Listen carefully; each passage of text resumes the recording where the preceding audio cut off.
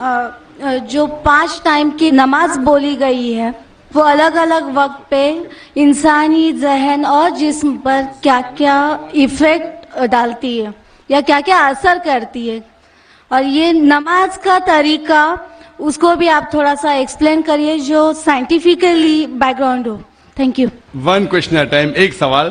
آپ نے 4-5 سوال دیا، ہر سوال کے اوپر ایک تقریر دے سکتا ہوں میں ماشاءاللہ.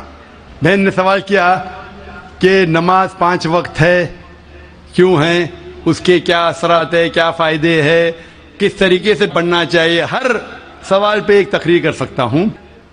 اللہ سبحانہ و تعالیٰ نے نماز مسلمانوں پہ فرض کیا ہے تاکہ جس طریقے سے ڈاکٹر کہتے ہیں کہ انسان کو اچھی صحت رکھنے کے لیے کم از کم 3 بار کھانا چاہیے، اسی طریقے سے اللہ سبحانہ و تعالیٰ ہمارے خالق ہے.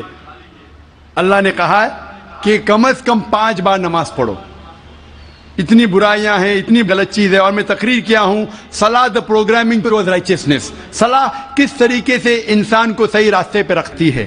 تو صحیح راستے پہ رکھنے کے لیے ہائی چانسز ہے، ہائی پاسبلٹیز ہے، امکانات ہے کہ ہم اتنی برائی دیکھتے ہیں we can get deprogrammed. تو ری پروگرام کرنے کے لیے کم از کم 5 وقت ضروری ہے انسان کو نماز پڑھنے کے لیے. اس کے کیا فائدے ہیں؟ کئی سینکڑوں فائدے ہیں. وقت کی قلت ہونے کی وجہ سے چند فائدے بیان کروں گا. We can give a lecture only on the scientific benefits. آج سائنس کہتی ہے کہ جب ہم صلاح پڑھتے ہیں سب سے بہترین جو صلاح کا پوسچر ہے وہ ہے سجود، سجدہ. اسی لیے قرآن مجید میں 92 ٹائمز سجدہ کا ذکر ہے، سب سے بہترین. اور آج سائنس یہ کہتی ہے دا ہائی پاسبلٹیز آف چلبینز، منہ کی بیماری آ سکتی ہے. جب ہم سجدہ کرتے ہیں there extra flow of blood supply into the face, اور خون دوڑتا ہے منہ کی طرف. لیس چانسز آف ہیونگ چلبین ہونے کے امکانات کم ہیں. اگر کوئی انسان کو بیماری ہے سائنسائٹس کی، جب ہم سجدہ کرتے ہیں the sinuses flow out, ethmoidal sinus, frontal sinus, maxillary sinus, یہ سب ڈرین ہوتا ہے. اور جب ہم سجدہ کرتے ہیں there less chances of bronchitis because the bronchial tree get drained out. اس کے بعد آج سائنس یہ کہتی ہے عام طور پہ جب ہم سانس لیتے ہیں صرف 2/3 2/3 حصہ 2/3 ایئر ایکزیل آؤٹ ہوتی ہے، ہم باہر پھینکتے ہیں، اور 2/3 ایئر نہیں لیتے ہیں.